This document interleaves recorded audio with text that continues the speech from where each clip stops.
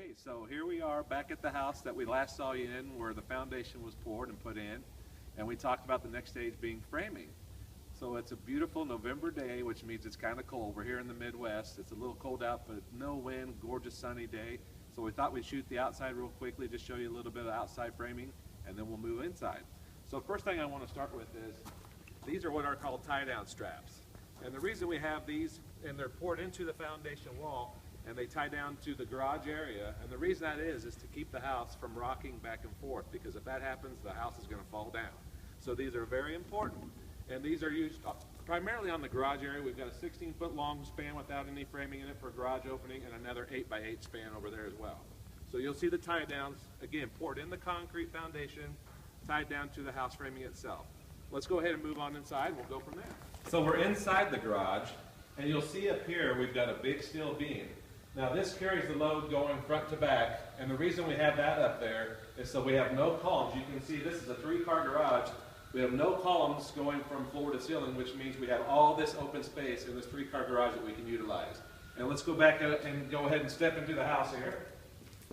Okay, so here we are inside the house. We're actually in the kitchen area. So the home is currently in what we call the rough-in framing stage. Matter of fact, our roofing shingles, our composition roofing shingles got dropped off today. They are 50-year composition shingles, and they're going to start roofing this tomorrow, as a matter of fact. But we're in the rough-in stage, and what that means is there's going to be some minor changes to actually the walls, some of the places in the house that haven't been done yet. That's called the fur-down stage, and we'll come back later on and go over that. But right now you can see we're in what's the kitchen area. So this area here is actually going to be where there'll be cabinetry set. We've got a pantry, we've got more cabinetry, we'll have a kitchen island, we've got a breakfast area, and this is 10-foot ceilings all the way through here. And Kelsey is actually standing in basically the great room area. So this is one kind of big open floor plan. In the Midwest, this is called a reverse story and a half. Basically, that's a ranch with a finished basement. Now this has a main floor master, and we'll go through there in just a minute, and then it has a secondary bedroom or / office on the main floor as well. Downstairs, this particular one has 3 bedrooms and 2 more bathrooms, so this is actually could be a 5-bedroom reverse story and a half. And we're going to go ahead and we're going to look through the rest of the house, so follow me. Okay, so here we are kind of in the great room area, and this box out that you see right here is where we are going to be putting what's called a zero clearance fireplace unit. So this will have a direct vent. This will be a direct vent fireplace. There'll be a vent that goes out the back outside of the house here. And essentially what you're going to have is a switch on the wall. One will control the actual fireplace, and the other is an optional fan unit if you want to add that. We're also going to have area here. Nowadays we do surface mounted TVs up above the fireplace. This might all be covered with stone. We'll get to that later on, but we'll run a chase from there to there, and we're going to cover all that when we go through the electrical and low voltage stage of the house. So follow me into the bedroom. This is the master bedroom area. Again, just a framed-in master bedroom. We've got what's called a vaulted ceiling up here, so this is just going to be a step-up ceiling. We're going to go from 9 to about 10 feet in here, and we're going to walk in through here. A big opening. This will actually have doors on it going into the master bathroom.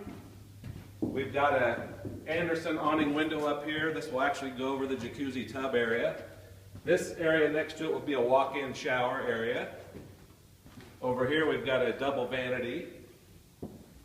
Here we've got our stool area.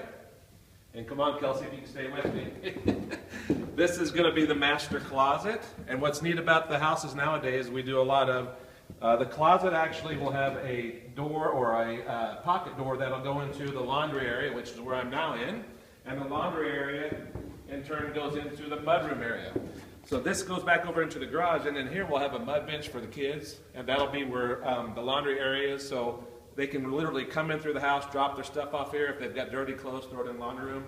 Mom and Dad don't have to worry about it. Here we are back at the entryway, and we're actually going to walk downstairs now. Might be a little dark. We're hoping we can get some good light down there, and we'll show you the basement framing. Okay, now to get really creepy, but we're down in the basement area, the lower level, and I've got my flashlight from my iPhone shining on me because it's pretty dark down here. And the reason it's dark down here is because this is a non-daylight, that's not a walkout basement, so we're in the rec room area. And I'm going to walk over, Kelsey can stay there. Over here is where we're going to have a wet bar going in. There is plumbing, you can't see that right now, but there's a place there or a spot there for the drain and all the stuff to hook up there. This is all going to be finished out rec room area here, so we'll have a place for the TV, bar, all that stuff. Now, as we go into one of the bedrooms, and you can follow me, that's going to be a bathroom, by the way.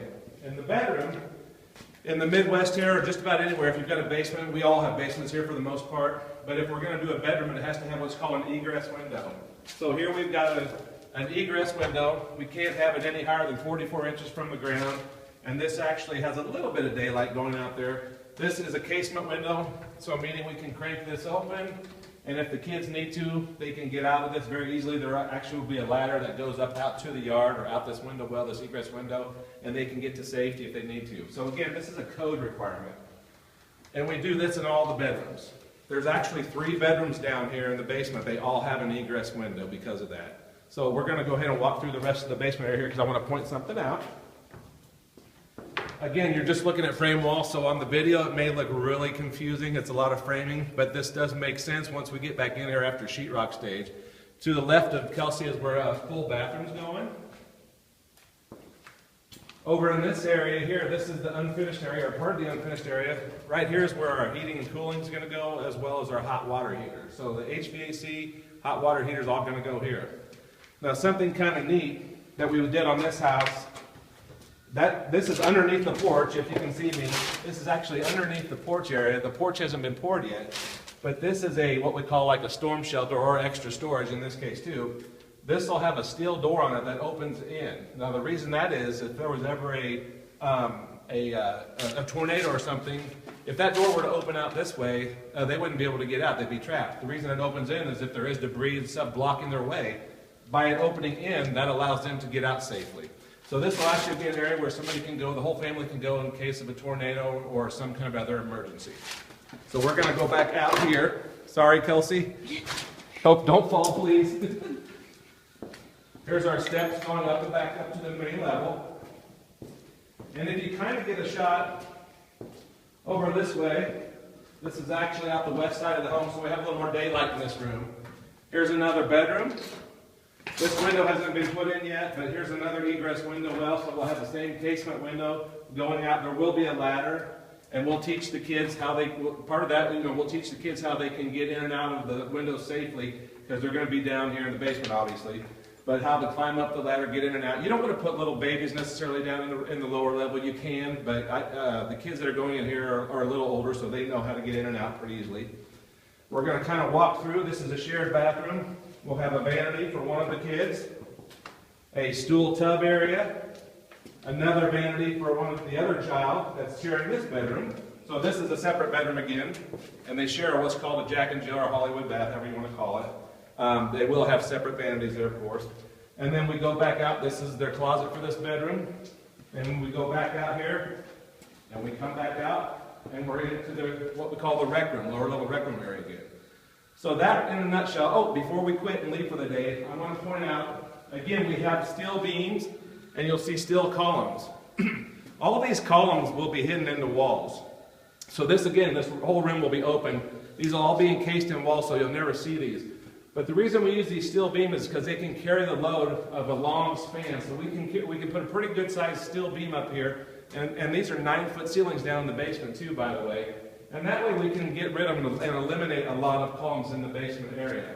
So when they pour the foundation, and I don't know, I'm going to kind of shine my light up here. I don't know if you can see that. And we forgot to cover this last time when we did the foundation, but you'll see that beam sits in a pocket that's actually poured into the foundation wall. So there's an indentation which is called a beam pocket, and that's where the steel beam rests upon in the foundation. And then if you go this way, you'll see that about 10 feet out, this load is carried by a column. And then we go again another 10 feet, there's another column, and so forth.